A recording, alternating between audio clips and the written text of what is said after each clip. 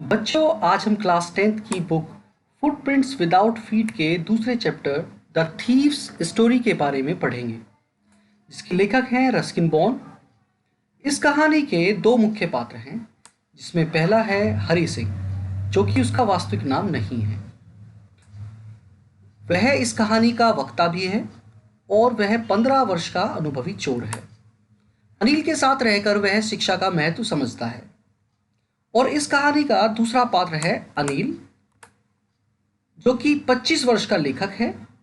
वह एक दयालु, सरल और लापरवाह व्यक्ति है। उसका हरि सिंह के प्रति दयालु और उदार व्यवहार उसे चोर से एक सामान्य व्यक्ति में बदल देता है, जिसे शिक्षा ग्रहण करने की इच्छा है। चलिए इस कहानी को शुरू करते हैं। अनिल की मुलाकात से। हरि सिंह अनिल से एक कुश्ती के मैच के दौरान मिला और उसने अनिल को लूटने का निश्चय किया, क्योंकि वह एक बेपरवाह, दयालु और साधारण व्यक्ति लगा, जिसको लूटना आसान था।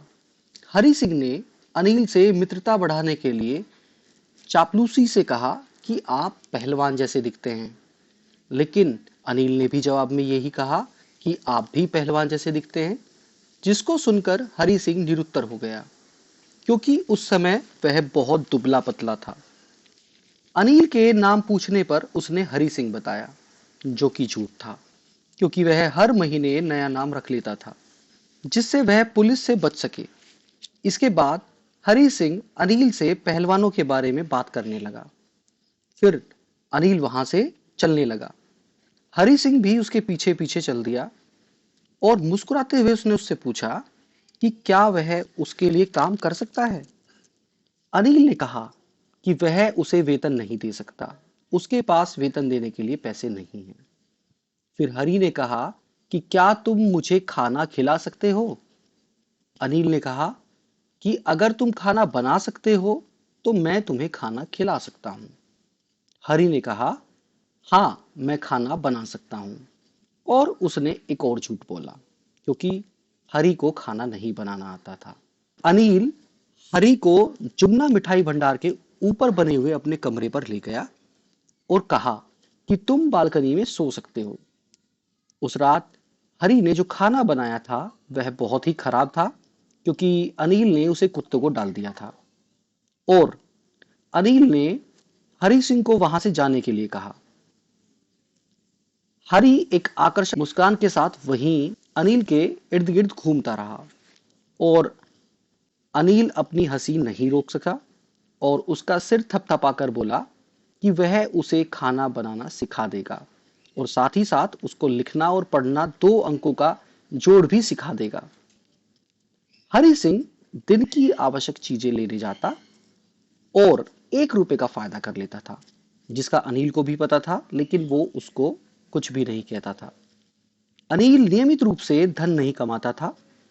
वह एक सप्ताह उधार लेता और दूसरे सप्ताह उधार दे देता था। ऐसा लगता था कि वह पत्रिकाओं के लिए लेख लिखता था।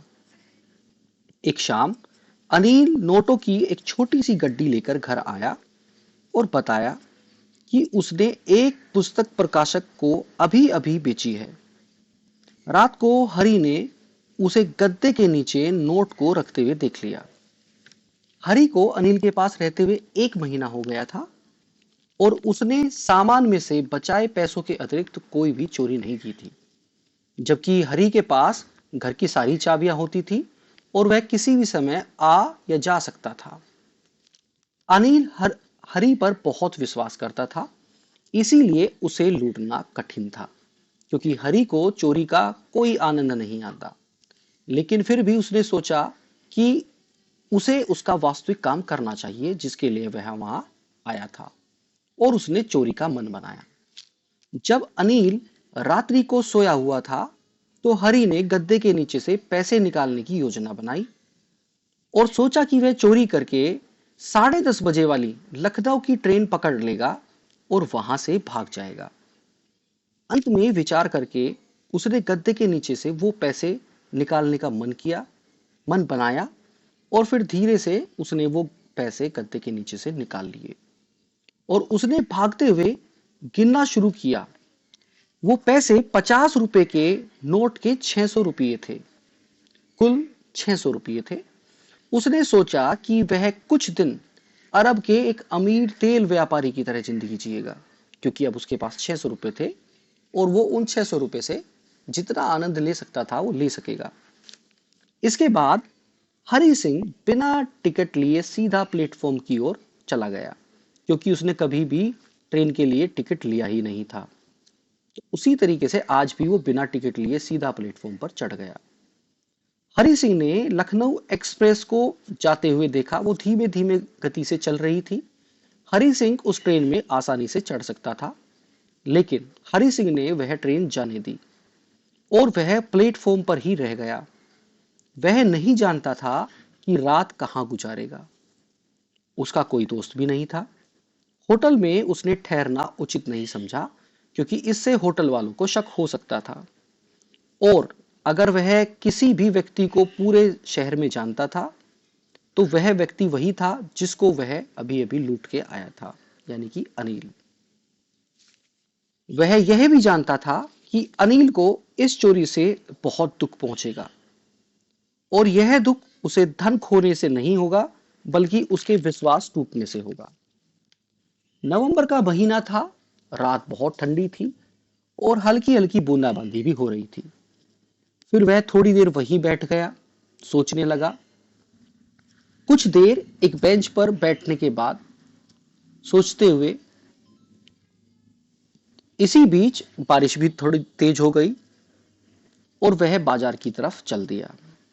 बाजार से होते हुए आश्रय घंटाघर के आश्रय में बैठ गया और उसने जो रुपये रखे थे उनको टटोलने लगा, जो कि बारिश में भीगे हुए थे।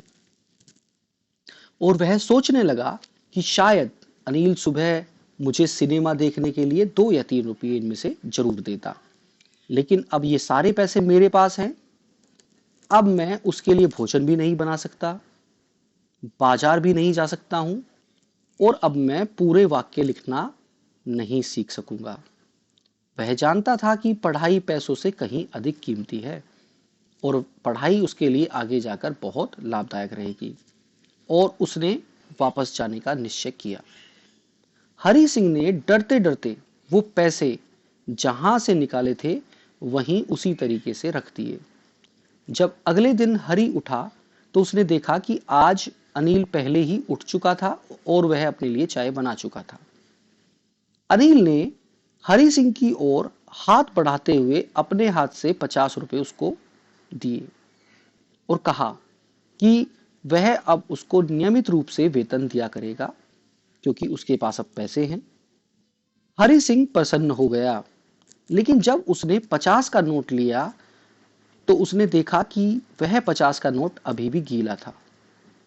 अनिल ने यह भी कहा कि आज हम वाक्य लिखना शुरू करेंगे। अनिल को रात की सारी घटना का पता चल चुका था, क्योंकि वो सारे नोट गीले थे, लेकिन इसके बावजूद भी अनिल ने ना तो अपने मुंह से और ना ही अपनी आंखों से ये जाहिर किया कि वह इस बारे में कुछ भी जानता है। और हरि सिंह ने भी अनिल की ओर देखकर सिर्फ मुस्कुराते हुए, जो कि एक हमेशा एक ऐसी मुस्कुराहट होती थी जो बनावटी होती थी, लेकिन आज जो मुस्कुराया वो बिना किसी प्रयास के ही आ गई, और वो जानता था कि अनिल को सब कुछ पता है। और इसी तरीके से यह कहानी खत्म होती है, और एक चोर जो पहले चोरी किया करता था, किसी के विश्वास के कारण अब वो व्यक्ति सुधर गया है।